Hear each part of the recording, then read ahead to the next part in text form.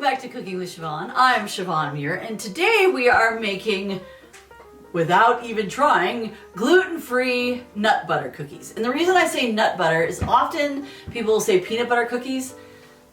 I like peanut butter, but once I have a peanut butter cookie, I'm like good for the next year. So I decided what I was going to do is I was going to use almond butter instead of peanut butter, which is good for people that are allergic to peanuts. And I was also going to add a little chocolate. I was told that adding just a little bit of chocolate just makes it a little bit better. So this is called Easy Peanut Butter Cookies, Easy Nut Butter Cookies. And what you're going to need, this is really a tough recipe. You ready? 1 cup of nut butter, 1 cup of sugar, 1 egg, and 1 teaspoon of vanilla. Now, the only thing that's going to throw it all off is 2 tablespoons of chocolate powder, cocoa powder. That's it. But this is a really tough recipe. So, and you gotta love it. All the instructions say is mix well, drop by teaspoon onto cookie sheet, bake. That's literally the recipe. We're gonna give you a few more steps. So, what I would do, I would start with the egg. And I would, when you crack your egg, why don't you mix it on medium for about a minute, minute and a half or so. Really fluff up the egg, introduce a lot of air into it. That'll help your cookies be kind of a lot more fluffy than just slap it on the sheet and call it good, okay? So I would start with my egg and I would fluff the daylights out of it.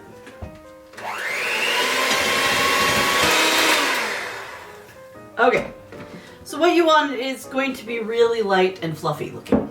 To that, I would add the teaspoon of vanilla and mix pretty well.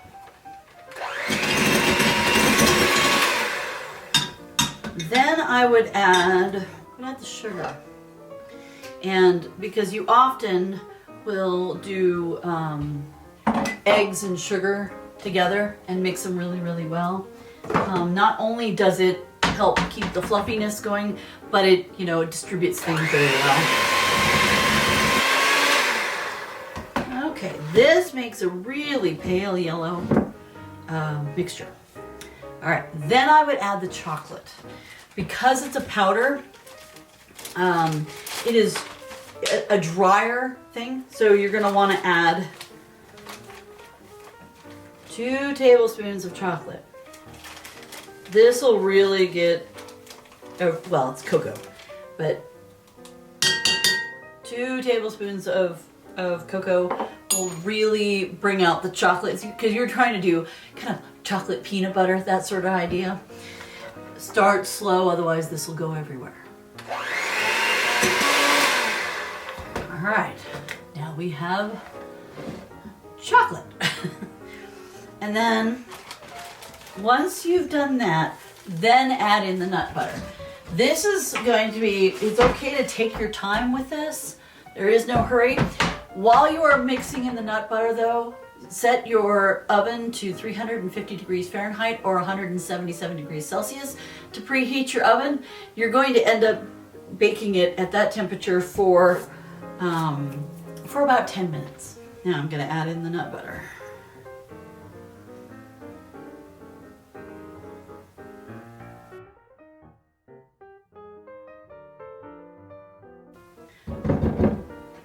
I chose to use almond, but I know there's cashew, as well as peanut, and I don't know if they have hazelnut butter, but I do know they have those other ones. All right, then mix that thoroughly. It's okay to stop in the middle, kind of scrape things down, see if you can get it more together. Adding the nut butter actually made it a lot stickier, which kind of surprised me because I was expecting it to be kind of on the wet side, but it is not the case. Now one recipe I saw said drop by a teaspoon onto cookie sheet and press with a fork. So you get the traditional peanut butter cookie look.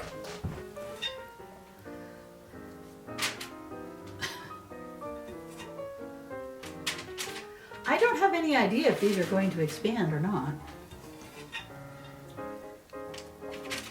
But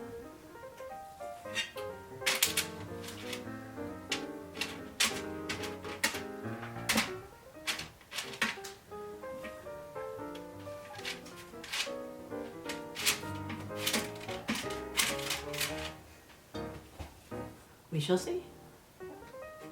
Now, you didn't have to use, according to this recipe, you don't have to use parchment paper, but I just don't like cleaning my pans if I don't have to. Great thing is, they're gluten-free without even trying, because there's no flour in these. All right, I'll set that aside.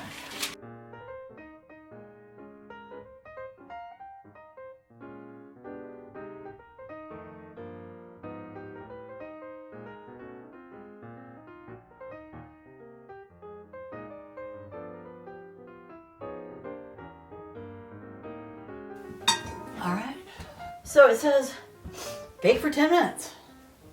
All right, let's put those in and bake for 10 minutes. Yeah, we'll see what they look like in about 10 minutes.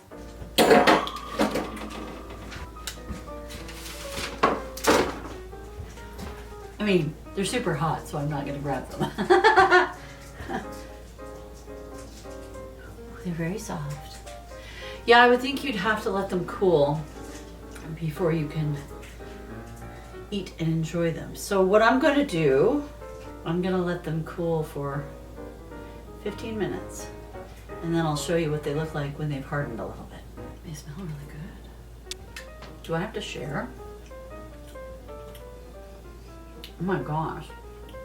You could cut the sugar a little bit. I think it's too much sugar for me. I would cut it down.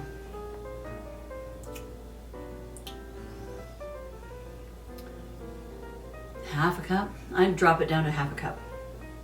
But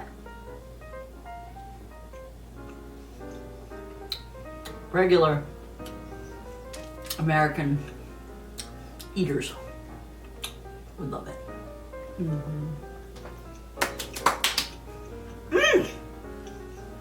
And gluten-free, naturally. Okay. I'm gonna hoard those.